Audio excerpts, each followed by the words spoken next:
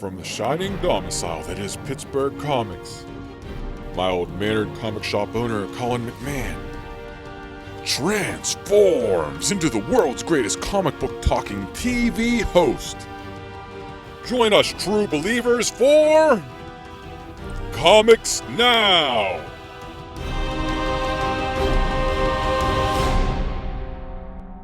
Hey everybody, welcome to Comics Now for May 2021.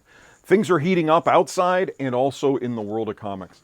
Lots of good, neat events coming out this summer, and some of them are starting in May. There's a lot of neat stuff going on. One bad thing, just not a bad thing, but Free Comic Book Day has been moved this year. Normally it's the first Saturday in May, and people are used to that. All my branding is for that. Where they canceled it last year, this year they've moved it back to August 14th, Saturday in August, hoping things are back to normal by then with all the stuff that's going on to make people safer. So put that one on your calendar. I'll be promoting it big when it gets closer. We literally just ordered the books last week, so they'll be coming in sometime in July, hopefully. So put that on your schedule. It's not in May this year, it's in August. Another thing here at the store is I brought in Pat. He's been helping me get the back issues in order. The basement is full of storage of stuff that collections that I bought over the last 14 years and things, and he's finally got it all alphabetized. And he's going through and he's restocking the back issues. We're finding a lot of neat books, a lot of key books that when they came in 10 years ago weren't exciting, but now because of a TV show or a movie, people are looking for. So check out the cases, check out the wall behind me. Lots of new stuff going up pretty much every day.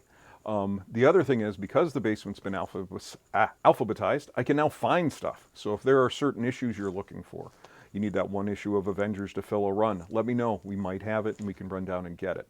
He's also been restocking the boxes, mostly focusing on the key titles, like Avengers has been restocked and Batman's been restocked. But if there's other titles you're looking for, we might have it. So please ask away, shoot me a note. This month, we're doing Ed Brubaker month.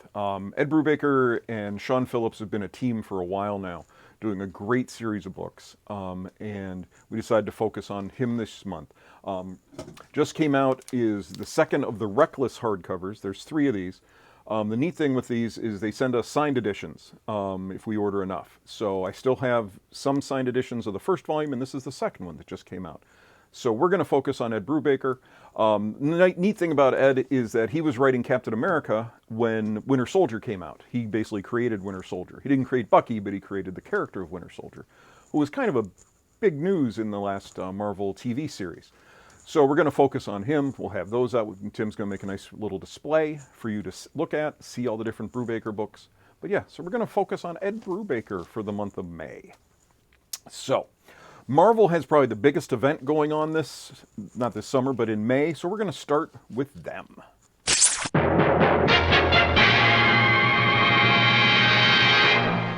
Marvel was struggling. It was before the bankruptcy. Lots of sales were kind of floundering. X-Men and Spider-Man were doing great, but a lot of their other books, especially their franchise flagship books, were not doing all that well. So the owners decided to reach out to some of their super hot creators who had left to go to Image and bring them back to kind of redo some of those books.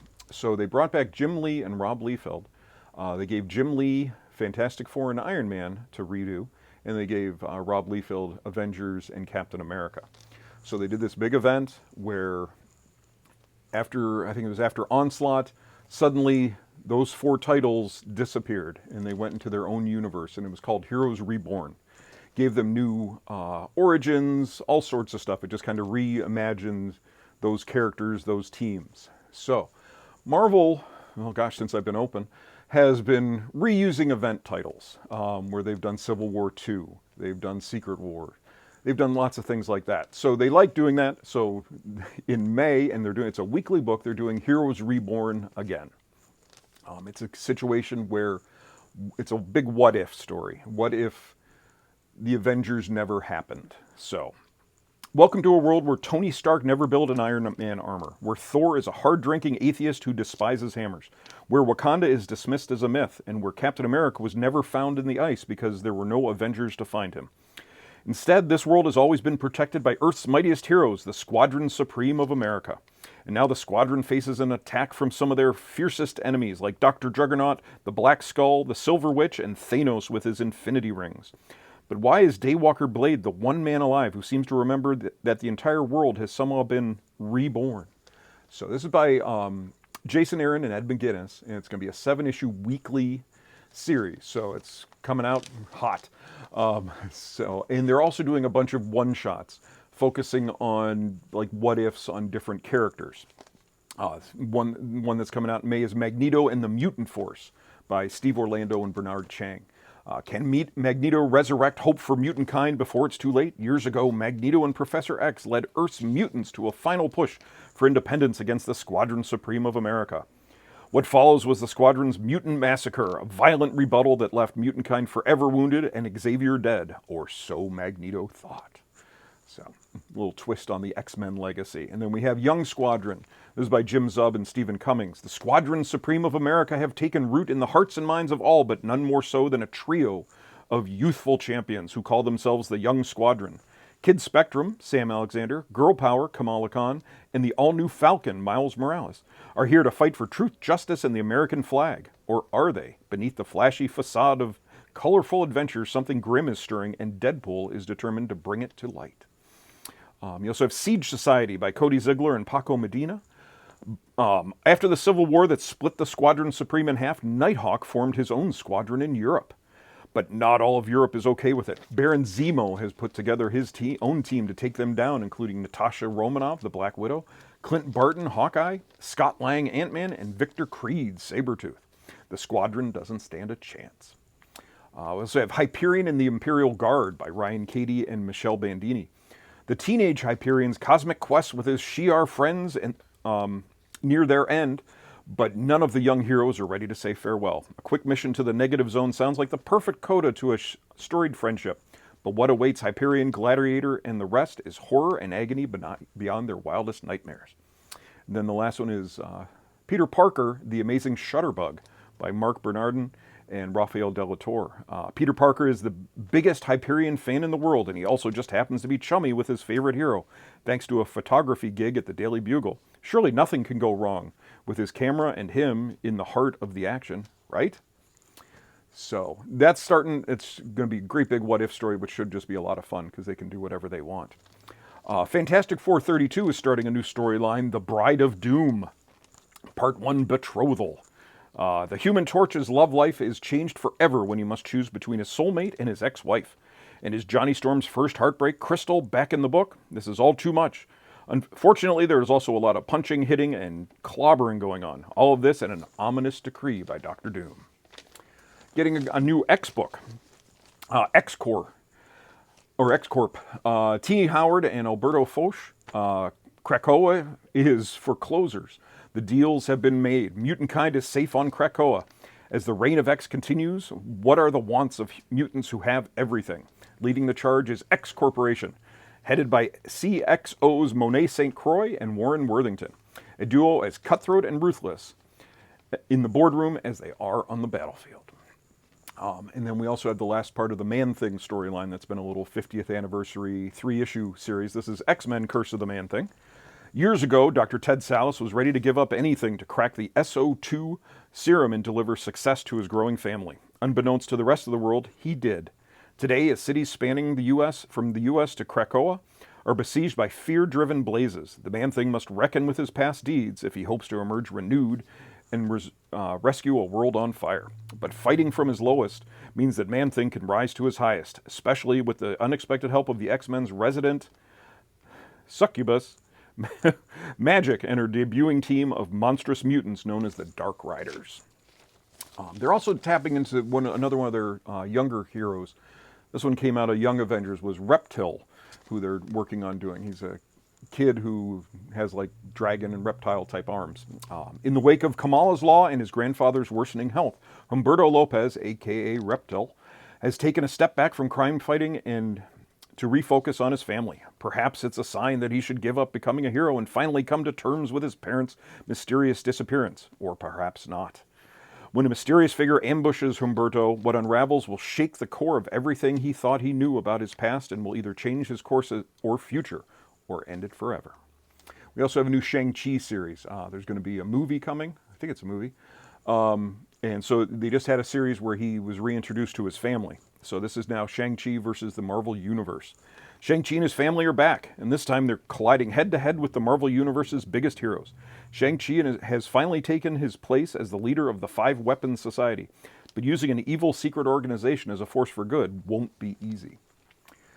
Next is a really neat book by one of my favorite writers. It's Fantastic Four Life Story, and this is written by Mark Russell, who I've gone on and on about. Last year, Chip Zdarsky did Spider-Man Life Story, where basically each issue represented a different decade of Spider-Man's life and told a story from an event in that decade, but as he got older. So Mark Russell is going to do that with the Fantastic Four this time, since it's their 60th anniversary. We also have the start of a new event in the Spider-Man books. We have Giant Size Amazing Spider-Man King's Ransom. Everything comes down to this: Kingpin's quest that violates all natural law, Tombstone and Robbie Robertson years-old enmity, Randy Robertson and Beetle's timeless love, Boomerang scheme, Spider-Man's whole status quo. So everything's going to be changing again. We also have a Hulk one-shot, Immortal Hulk Time of Monsters. 10,000 years ago, something green and glowing comes to poison the ancient grounds of the Fertile Crescent.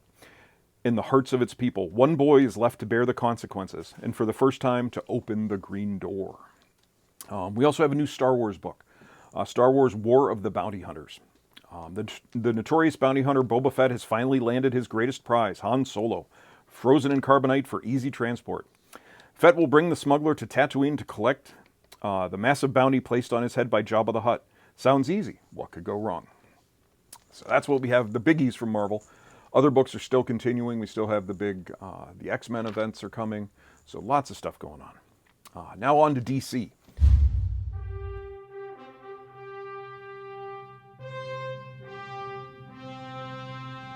DC has a new Mr. Miracle book. This is the other Mr. Miracle, Shiloh Norman, not the one from the New Gods. This is more of just an escape artist character. But it's Mr. Miracle, the Source of Freedom. The Mr. Miracle show used to be the hottest ticket in town, whether you caught him on stage from perilous traps or spotted him on the streets of Metropolis taking out bad guys. What Shiloh Norman forgot is the first rule of both showbiz and superheroing: always leave them wanting more. Now it's time to start showing the world what a miracle man can do. Also have a new Wonder Girl story. In Future State, they introduced Yara Flor, who is a new Wonder Woman, and so she's getting her own Wonder Girl series, written and drawn by Joelle Jones. The story of Yara Flor starts here. Raised in the far-off land of Boise, Idaho, Yara Flor has always felt something was missing from her life, and now she is headed to Brazil to find it. Little does she know that her arrival will set off a series of events that will change the world of Wonder Woman forever. Her return has been prophesied, and with that prophecy comes the undivided attention of benevolent gods from pantheons beyond. Danger lurks behind every corner, but is this young hero ready for her journey? We also have another Future State book, Future State Gotham, and this is dealing with some characters that were in the Future State series. The Batman books. It's written by Josh Williamson. Hunt the Batman. Disaster strikes Gotham City and all evidence points to the next Batman. Red Hood must choose justice over his family and allies when the corrupt magistrate enlists him to bring in the new Batman, dead or alive. We also have a new Legends of the Dark Knight book. And this is going to be a little anthology book like the old one was. This first arc is written and drawn by Derek Robertson, and I think it's a 3-issue story. Comics icons and rising stars alike will tell stories across the Batman mythos. In this one, a new player has arrived on the scene in Gotham City and is selling deadly chemicals to the worst villains in town: Mr. Freeze, the Penguin, and the Joker. It's up to Batman to stop the villains and track down the supplier and save Gotham City once more. Also, big news that they had a while back was Milestone is returning. This is a whole line from the 90s. So they're bringing that back. This is a little primer to get you set up and familiarize you with all the different characters. At last, it's the return of the legendary Milestone comics. This one-shot chronicles the events of the Big Bang, the police brutality protest gone wrong that changed the face of the city Dakota forever by unleashing a wave of superpowers across its population. As the world watches, a bullied teenager will become the hero known as Static. A framed scientist will go on the run as the super weapon Hardwire, and a stranded alien will meet an ambitious young woman who will transform his life. And remake the pair as the all-powerful Icon and Rocket. We also have a one-shot because yes, May is Asian Appreciation Month, and DC is doing a Festival of Heroes, the Asian Superhero Celebration, and they're celebrating all of DC's Asian characters. Stargirl is getting a one-shot. She just had a TV show, and I think they're getting ready for season 2. Written by Jeff Johns, who really came prominent with his Stars and Stripe book, because it was based, I think, partially on his sister, who had passed. And Todd Knock. Courtney Whitmore's spring break plans aren't like your average high schoolers. Instead of hanging out with friends, she's heading out on an adventure with her stepfather, a.k.a. Stripe, and teaming up with his former team, the Seven Soldiers of Victory. Justice League is getting a Chip Zdarsky story, which is fun, because Chip has just started kind of dipping his toe into the DC universe. I think he did one of the a Batman small story in one of the anthology books, but now he's doing a Justice League story. Justice League Last Ride. Once the most powerful group in the world, the Justice League was destroyed by tragedy and time, disbanding under a veil of mistrust and anger. Now, on the eve of the universe's greatest murder trial, the League must come together one last time. But can Superman and Batman bury the past before the cosmos' greatest villains buried them? We also have Batman Earth 1 Volume 3. This is a hardcover series that Jeff Johns and Gary Frank have been doing. And this one is focusing on Harvey Dent. Harvey Dent is dead, or is he? A gang of thieves thrust Gotham into the state of fear when they are mysteriously well-armed with military-grade weapons. And this gang claims it's funded by none other than the former district attorney Harvey Dent. Balancing his two lives, Bruce Wayne must find the truth by tapping his growing network of agents, including Alfred, Jim Gordon, Killer Croc, and the new Catwoman.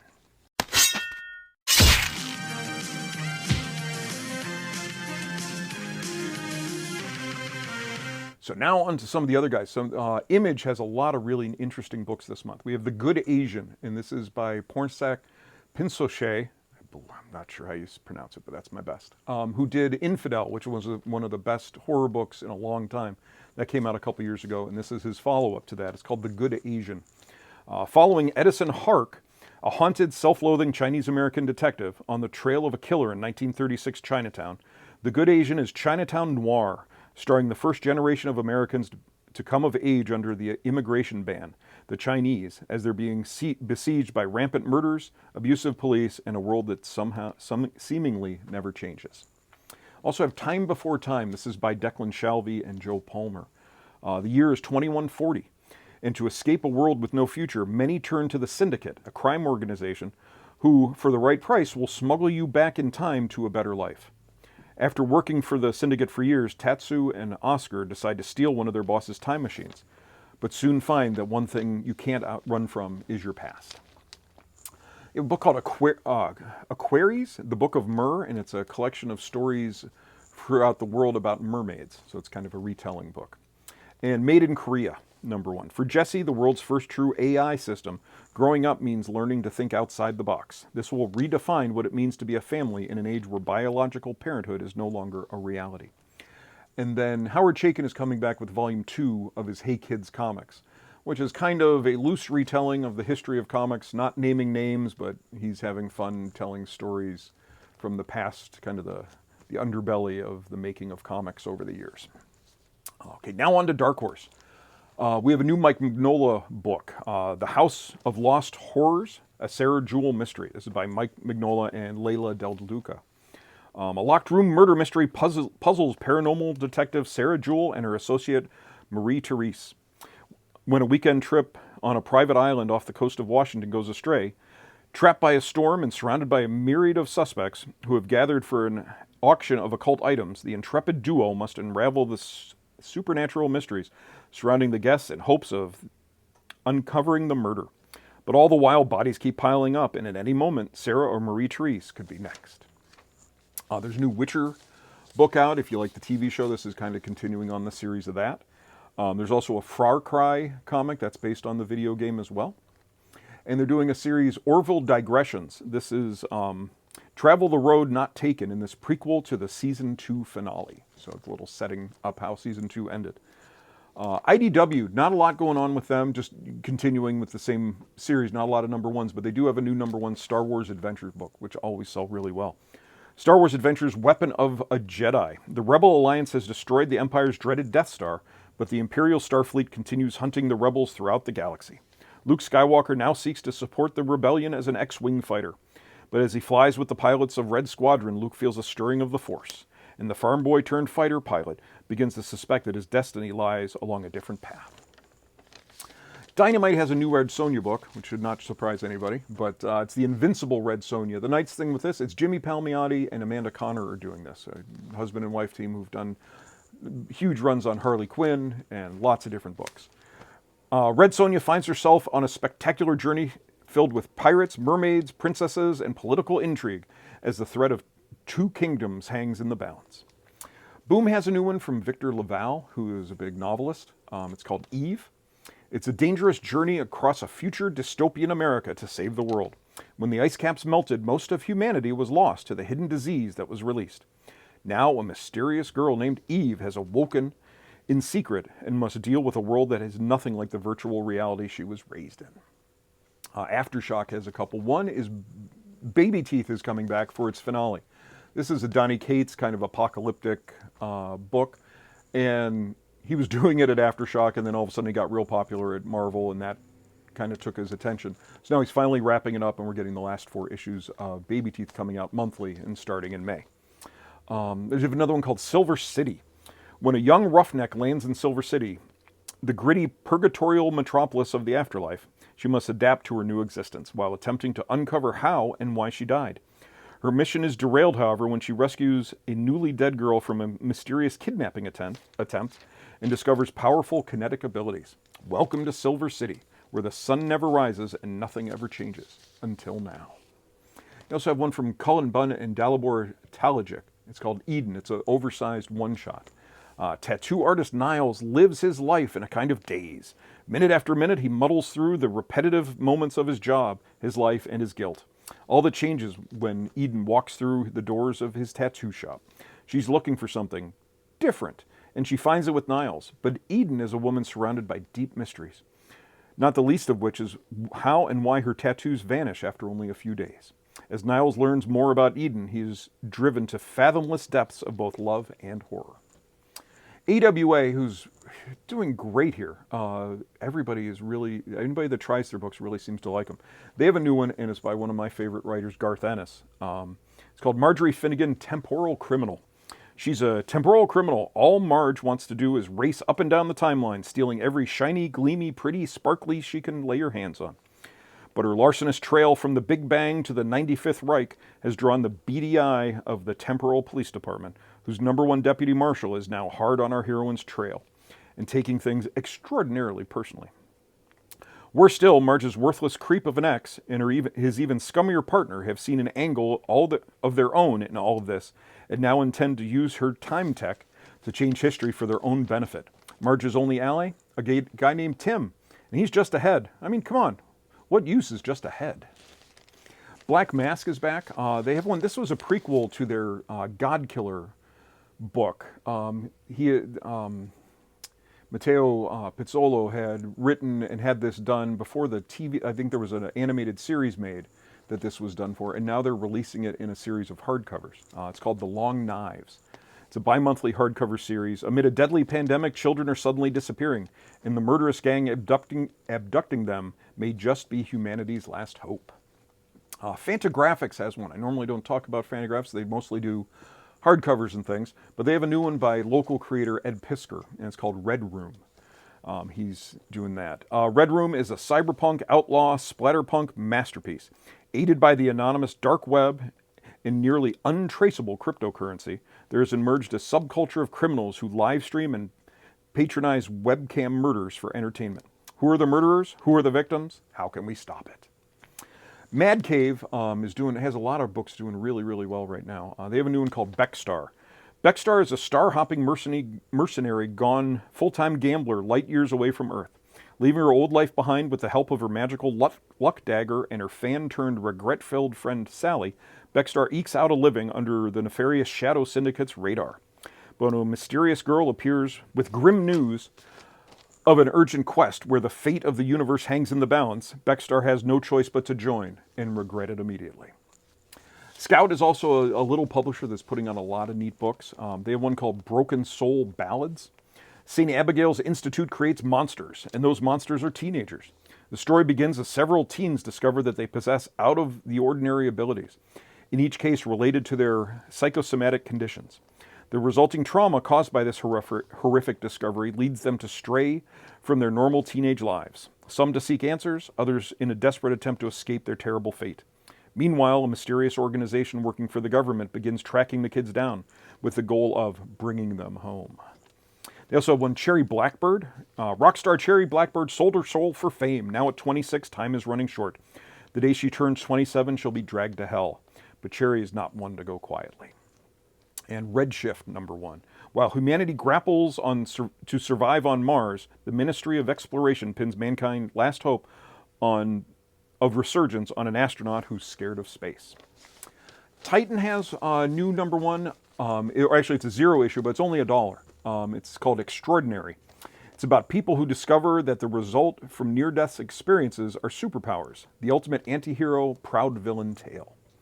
And lastly, Vault, who is definitely one of my favorite small publishers. They do everything to help us sell their books, and they've been putting out a lot of really good books that people are enjoying as well. The one called The Blue Flame. This is by Christopher Cantwell, who just did the Doctor Doom series. I believe he's also writing Iron Man right now. And Adam Gorham. The Blue Flame is a cosmic hero. The Blue Flame is a do-it-yourself vigilante that fights crime on the streets of Milwaukee. The Blue Flame is a blue-collar HVAC repairman named Sam Branson. In the wake of a horrific tragedy, the boundaries of the Blue Flame's identity blur even further. Now, before a universal trial, the Blue Flame must prove that humanity is worth saving. But in order to do that, Sam Branson has to save himself. Can he? So those are the new number 1s, the big things that I want you to know that are coming out in May. It's going to be a great month. Lots of good stuff. Still lots of great stuff on the shelf from prior months. And again, we're really hopping on back issues, the older stuff. If you're interested in trying to find some stuff, come in and look. We're getting new stuff out every day. I'm going to work real hard on getting it all posted online so you can see what the new stuff is. So lots going on here.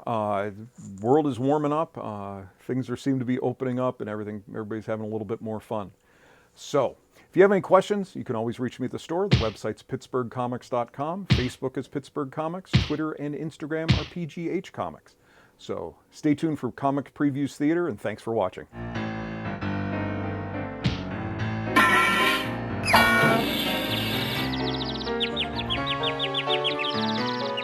My name is Blade.